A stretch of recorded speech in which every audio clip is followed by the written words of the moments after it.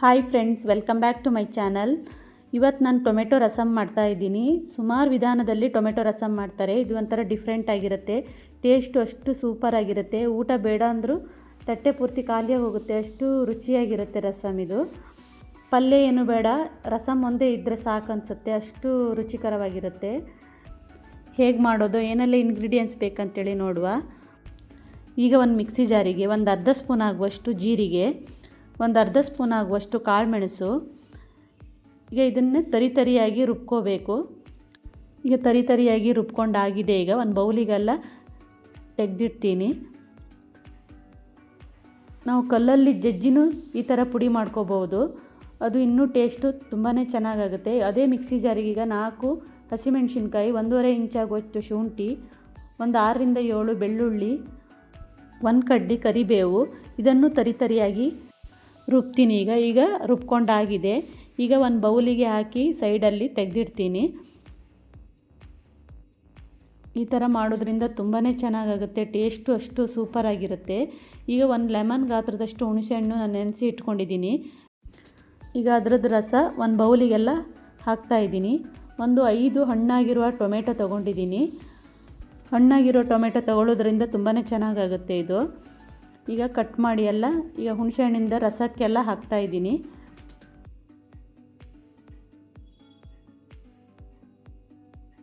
ಈಗ ಕಟ್ ಮಾಡ್ಕೊಂಡಾಗಿದೆ. ಈಗ ಸ್ಮ್ಯಾಶ್ ಮಾಡ್ಕೋಬೇಕು. ಕೈಯಿಂದ ಕಿವುಚಿದ್ರೂ ಆಗುತ್ತೆ, ನಾನಿಲ್ಲಿ ಸ್ಮ್ಯಾಶ್ ಮಾಡ್ತಾಯಿದ್ದೀನಿ. ಈ ಥರ ಮಾಡೋದ್ರಿಂದ ತುಂಬಾ ಚೆನ್ನಾಗಾಗುತ್ತೆ. ಮಿಕ್ಸಿಯಲ್ಲಿ ಹಾಕ್ಬೋದು, ಅಷ್ಟು ರುಚಿಯಾಗಿರಲ್ಲ. ಈಗ ಸ್ಮ್ಯಾಶ್ ಮಾಡ್ಕೊಂಡೆಲ್ಲ ಆಗಿದೆ. ಇಲ್ಲಿ ನಾವು ಕೈಯಲ್ಲಿ ಈ ಥರ ನಾವು ಸಿಪ್ಪೆ ಎಲ್ಲ ತೆಗಿಬೇಕು, ಕಿವುಚ್ಕೊಂಡು ಸ್ವಲ್ಪ ಸಿಪ್ಪೆ ಎಲ್ಲ ತೆಗಿಬೇಕು. ಟೊಮೆಟೊ ಸಿಪ್ಪೆ ಎಲ್ಲ ನೀಟಾಗಿ ಬರುತ್ತೆ ನೋಡಿ, ಎಷ್ಟು ಚೆನ್ನಾಗಿ ಬರುತ್ತೆ ನೋಡಿ.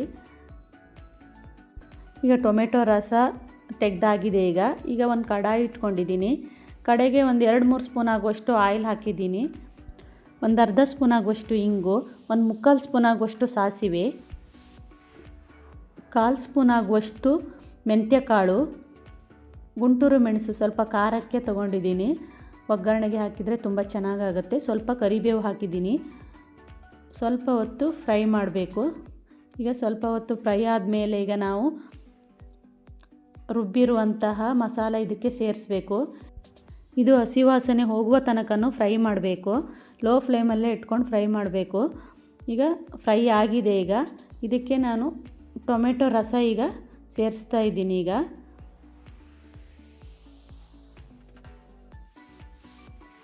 ಅದೇ ಕಪ್ಪಲ್ಲಿ ನಾನು ಅರ್ಧ ಕಪ್ ನೀರು ಹಾಕ್ತಾಯಿದ್ದೀನಿ.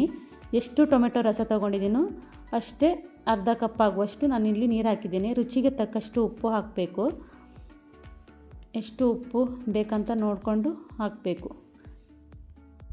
ಈಗ ಒಂದು ಸಲ ಮಿಕ್ಸ್ ಮಾಡಿಬಿಟ್ಟು ಈಗ ಜೀರಿಗೆ ಪೌಡ್ರ್ ಮತ್ತು ಕಾಳುಮೆಣಸಿನ ಪೌಡ್ರ್ ಮಾಡ್ಕೊಂಡಿದ್ದೀನಲ್ಲ, ಅದನ್ನೀಗ ಸೇರಿಸ್ತಾ ಇದ್ದೀನಿ. ಸೇರಿಸಿ ಆದ ನಂತರ ಅದನ್ನು ಮಿಕ್ಸ್ ಮಾಡಬೇಕು.